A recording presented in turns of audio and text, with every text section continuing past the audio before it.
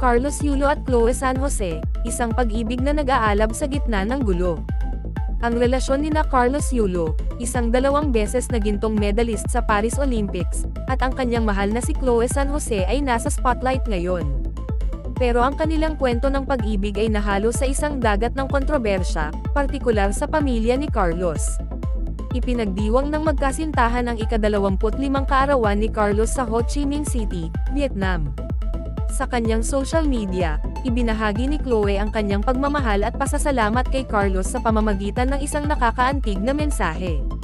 "To my favorite person in the universe and my heart's biggest blessing, happy 25th birthday mahal ko Carlos," ang kanyang mga salita.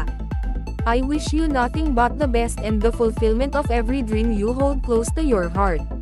Pero ang kawalan ng pamilya ni Carlos sa selebrasyon ay nagdulot ng matinding kontrobersya. Napansin ng mga netizen ang kanilang pagkawala at nagtanong kung bakit hindi kasama ang pamilya sa okasyon. Ipinagtanggol ni Chloe ang kanyang minamahal, sinasabi na wala siyang dahilan para imbitahan ang pamilya dahil hindi man lang sila nag-abala na batiin si Carlos sa kanyang kaarawan.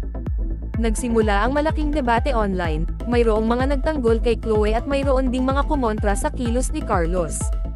Ang tensyon sa pagitan ni Carlos at ng kanyang pamilya, partikular sa kanyang ina na si Angelica Yulo, ay isang mainit na usapin sa loob ng ilang panahon na.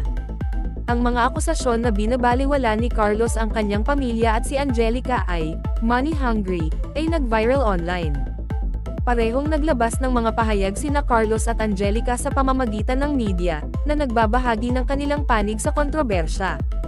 Kahit na malayo pa sa pagtatapos ang kontrobersya sa pamilya ni Carlos, may mga palatandaan na nagkakasundo na sila.